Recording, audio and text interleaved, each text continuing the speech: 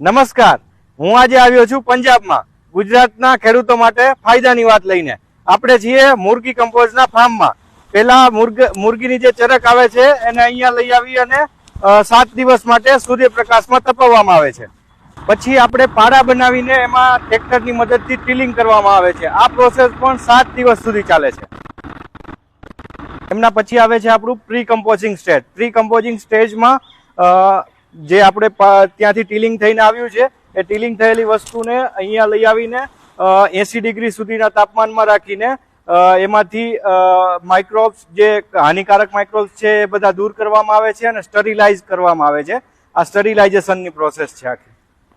એમના પછી આવે છે કન્ઝોર્ટિયાની પ્રોસેસ. તો આપણે આપણા જે મુરગી કમ્પોઝની અંદર જે સૂક્ષ્મ જીવાણુ આપણા જમીનને કામના છે એવા સૂક્ષ્મ જીવાણુ આપણે એડ કરીએ છીએ.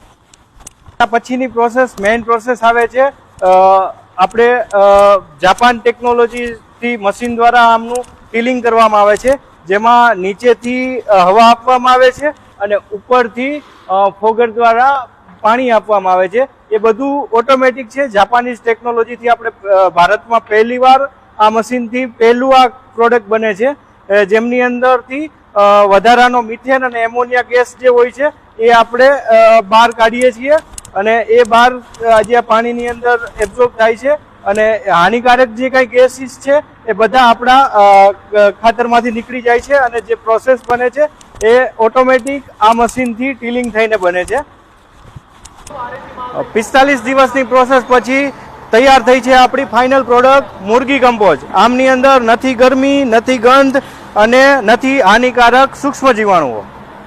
એમના પછી આવે છે આપણો પેકિંગ એરિયા, જ્યાં પેકિંગ થાય છે 50 કિલોની બેગની અંદર અને આમની અંદર 17 પોષક તત્વો હોય છે, પીએચ બેલેન્સ હોય છે, જેથી બધા જ પાકની અંદર સારું એવું પરિણામ મળે છે.